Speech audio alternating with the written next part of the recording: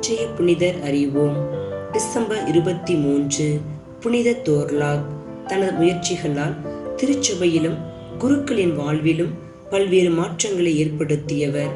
திருச்சபை மறுமலர்ச்சியுடன் நடைபோட உறுதுணையாக இருந்தவர்தான் தோர்லாக். ஐஸ்லாந்தின் தென்பகுதியில் உள்ள பியாட்ஷில்த் என்னுமிடத்தில் 1133ஆம் ஆண்டு பிறந்தவர் தோர்லாக்.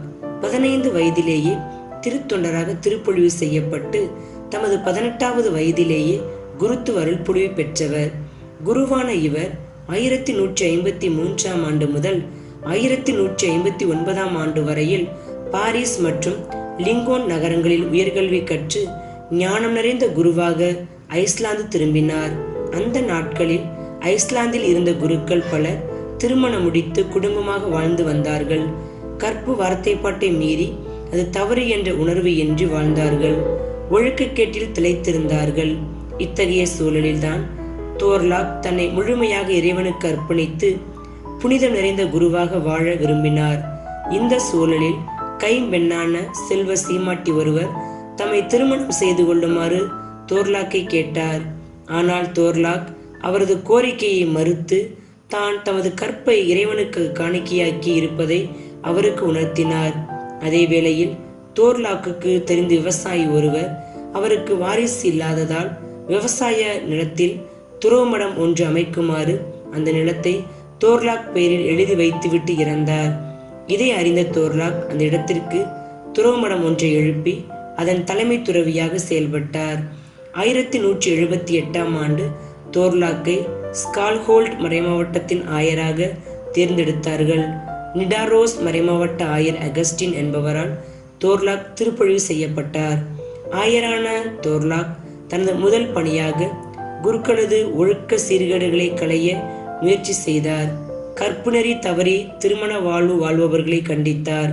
அத்தோடு திருச்சபையின் பொறுப்புகளை பணம் கொடுத்து அனுபவிக்கும் அநியாயத்திற்கு சாவுமணி அடித்தார்.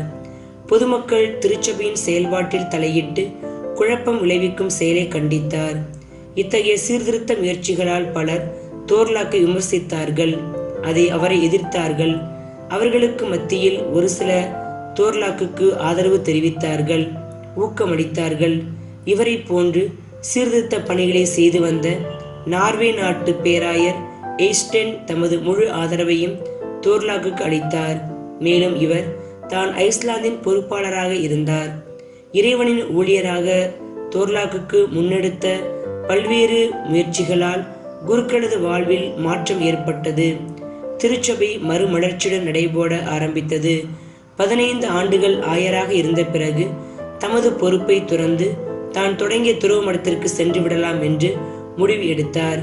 அதை செயல்படுத்தும் முன்பாக திடீரென 1193 டிசம்பர் 23 அன்று இறையடி சேர்ந்தார்.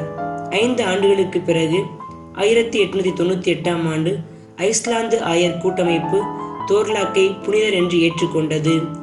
திருச்சபையால் புனிதர் என்று முறைப்படி அறிவிக்கப்படாமலேயே மக்களால் தோர்லாக் புனிதராக வணங்கப்பட்டார்.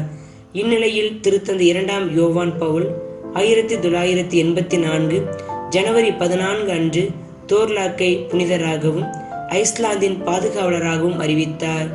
ஐஸ்லாந்தின் மக்களின் வணக்கத்திற்குரிய 3 புனிதர்களுள் இவரும் ஒருவர்.